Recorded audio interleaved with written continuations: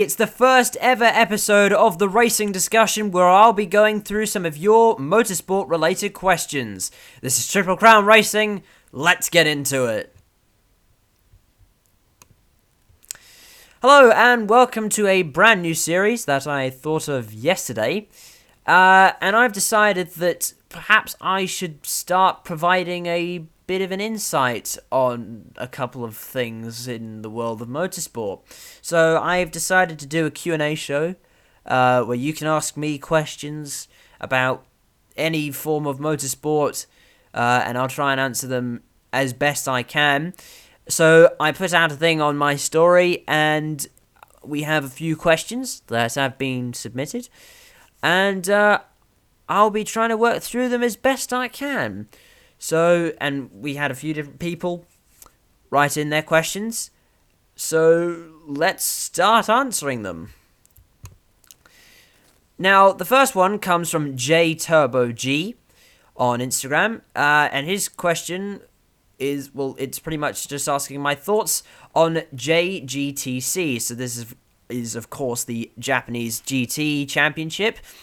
Now, in terms of my thoughts, I didn't really watch the Japanese GT when it was Japanese GT.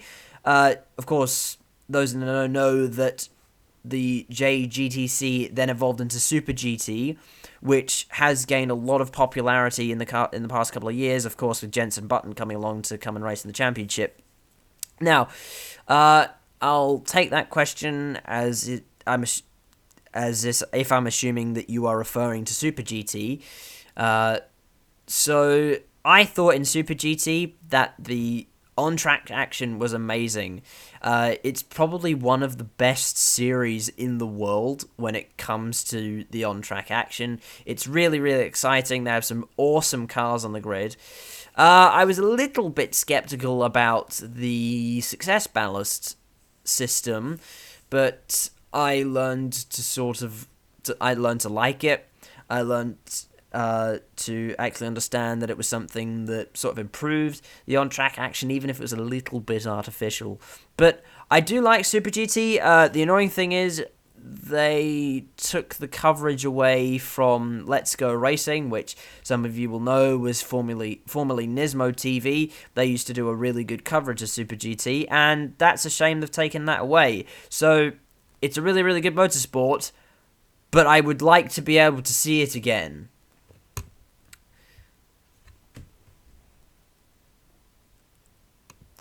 Now, the next question. Oh, whoops. Sorry. No one's watching this now. I'll just keep that as a highlight for now.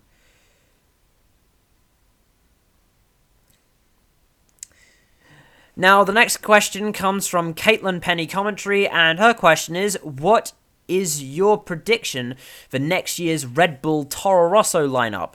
Now, I think the Red Bull Toro Rosso lineup pretty much just comes down to however Albon performs in the Red Bull seat this year. So, if Albon does perform, I'm assuming that the Red Bull lineup will just be Max Verstappen and Alexander Albon, and if all stays the same, Pierre Gasly will end up alongside Daniel Kvyat in the Toro Rosso seat for next year.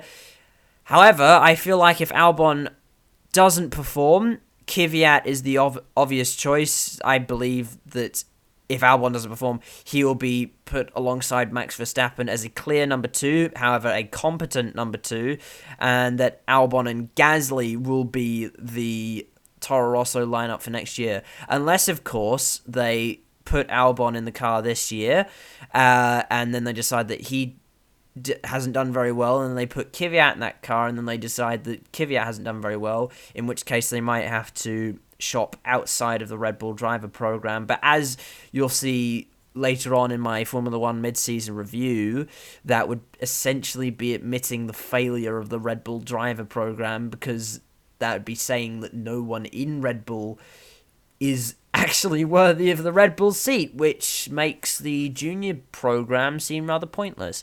So it'll either be Alex Albon or Daniel Kvyat in the Red Bull seat, and then the other just in the Toro Rosso seat alongside Pierre Gasly.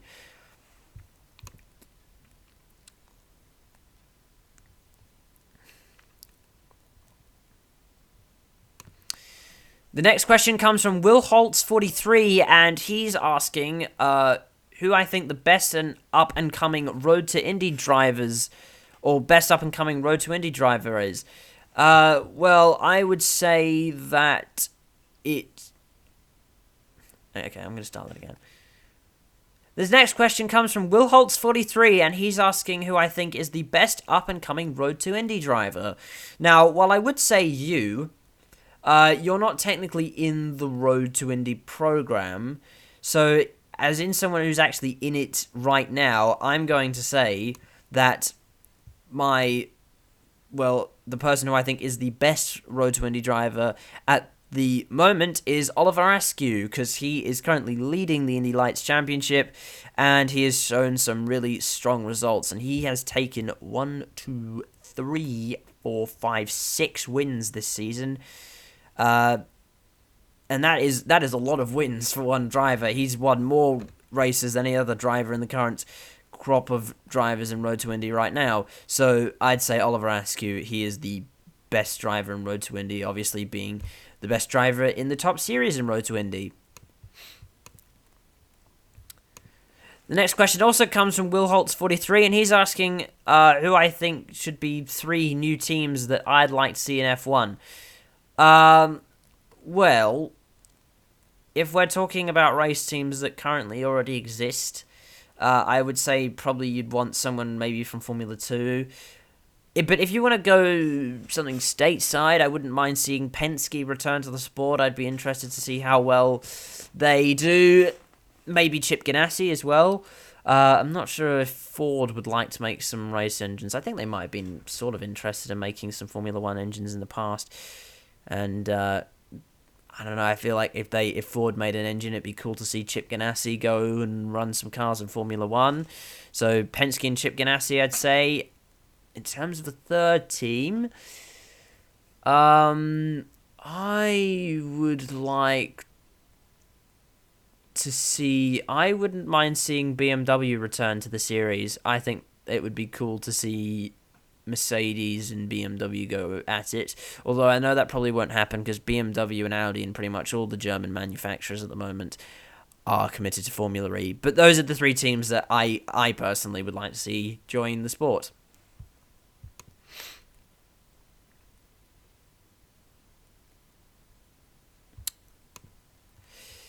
Now, the next question comes from SRA Smoking Puppy, and he asks, if you were starting an F1 team for 2020, considering who has already been given a contract, who would you sign?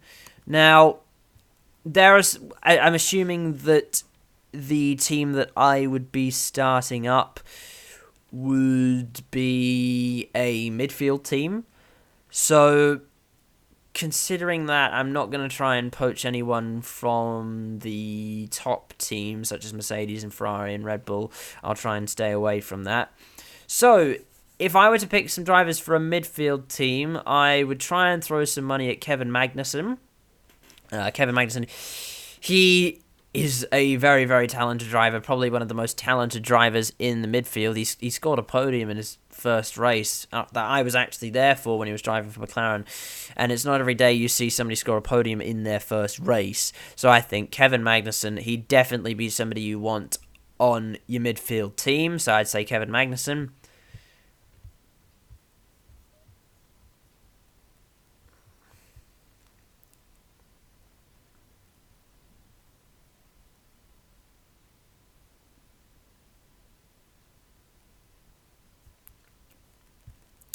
As a second driver, if he didn't get swooped up by Mercedes at this point, I would see if Esteban Ocon would be interested in a drive for my Mackenzie Racing midfield Formula 1 team. Esteban Ocon, he's shown himself to be a very, very talented driver, and it was a massive shame that he was out of Formula 1 for this season. So, my 2 drivers that I would have if I was starting up a team, This would, of course, require me to throw a lot of money at them and probably try and break some contracts. If there aren't contracts, well, if there are contracts that are already existing, I would say Kevin Magnussen and Esteban Ocon.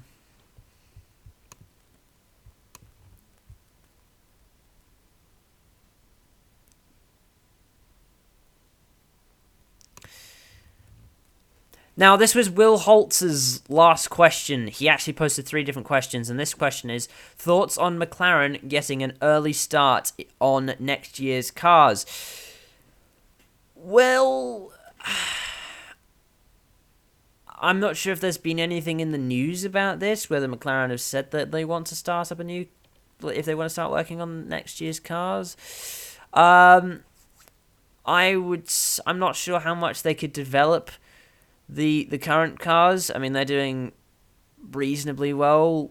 But I'm not entirely sure if they could actually do any better than what they're currently already doing.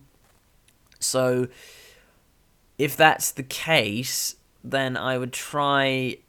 I'd say, yeah, why not get an early start on next year's cars and maybe come out with something as good as the Red Bulls? Because really, they're not gonna really be able to do much else this season other than just beat all the other midfield teams. They're not going to be challenging Red Bull, so why not try and work on your cars for next year?